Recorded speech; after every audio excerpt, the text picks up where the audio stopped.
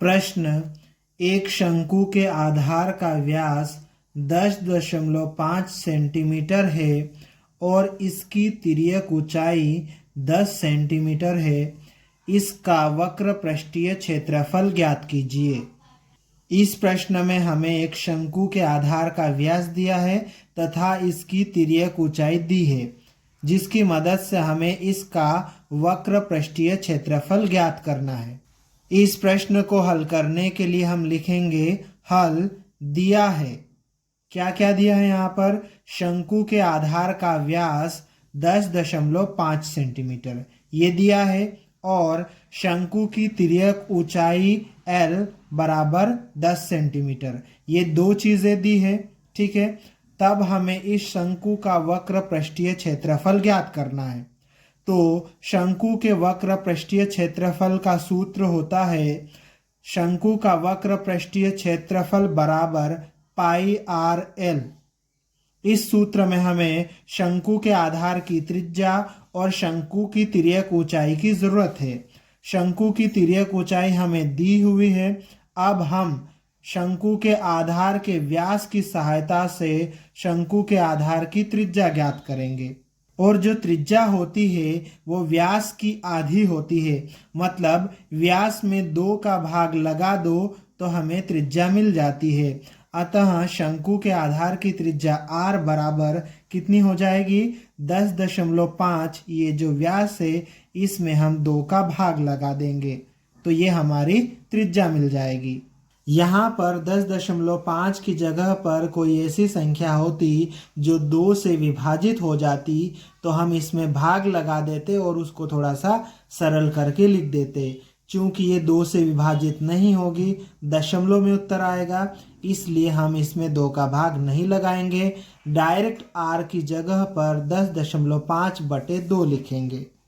अब हम इस प्रश्न को हल करना शुरू करते हैं। यहाँ पर सूत्र में हम मान रखते हैं तो हम बराबर का चिन्ह लगा लेते हैं। पाई की जगह पर हमें क्या रखना है? 22/7। ठीक है, पाई जहां पर भी हमें दिखे वहां पर कितना रखना है? 22/7 ये पाई का मान होता है। ठीक है, उसके बाद में क्या रखना है? r।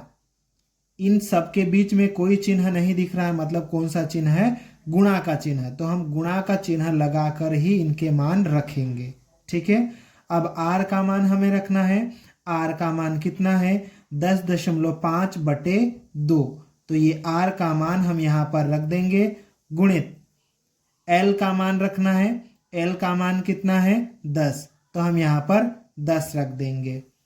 अब इसको हल कर लेते हैं। ये 2 के पहाड़े में आता है, ये भी 2 के पहाड़े में आएगा तो 2 के पहाड़े से ये कट जाएगा एक बार में, 2 के पहाड़े से ये भी कट जाएगा कितनी बार में? 11 बार में। ठीक है, अब 7 के पहाड़े से ये वाली संख्या कट जाएगी। ठीक है, तो 7 के पहाड़े से काट लेते हैं। 7 के पहाड़े से 7 कट जाएगा एक बार में। 7 के पहाड़े में 10 नहीं आता है तो कितना आता है? 7 कितनी बार में? एक बार में। तो 7 का पहाड़ा एक बार बोलेंगे तो कितना आ जाएगा? 7। तो बचा कितना? 3। 3 जो है वो 5 के आगे चले जाएगा। ठीक है, तो 7 के पहाड़े में 35 कितनी बार में आता है? 5 बार में। तो ये भी कट जाएगा।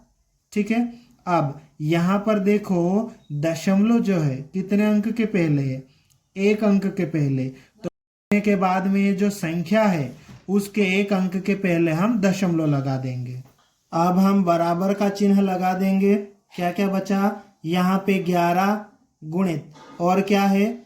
1.5 गुणित कितना है? 10। अब हमें इनका गुणा करना है तो हम क्या करते हैं? पहले 1.5 के साथ में 10 का गुणा कर लेते हैं।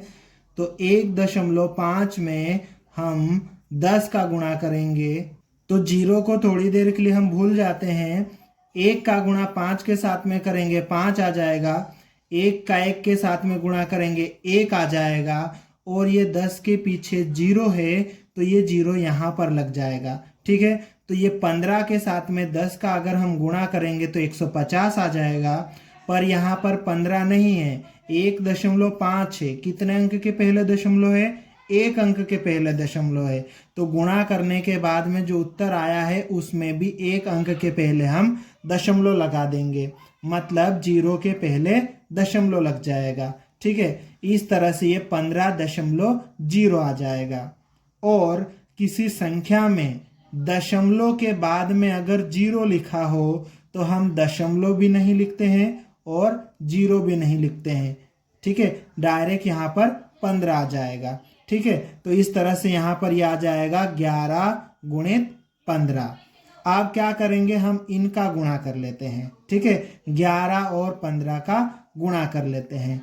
ठीक है, 11 और 15 का गुणा कर लेते हैं तो 11 का पहाड़ा 5 बार बोलेंगे, कितना आएगा 55 का 5 लिखेंगे, हासिल 5 आ जाएगा। 11 का पहाड़ा एक बार बोलेंगे, 11 एकम 11 और 5 कितना हो जाएगा 16 हो जाएगा। इस तरह से यह आ जाएगा 165। इस प्रश्न में सारी चीजें सेंटीमीटर में दी थी।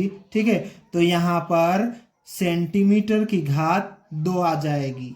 अतः शंकु का वक्र पृष्ठीय क्षेत्रफल 165 वर्ग सेंटीमीटर हो जाएगा। ये हमारा उत्तर होगा। यदि आपको वीडियो पसंद आया हो तो वीडियो को लाइक करें और इस चैनल को सब्सक्राइब ज़रूर करें।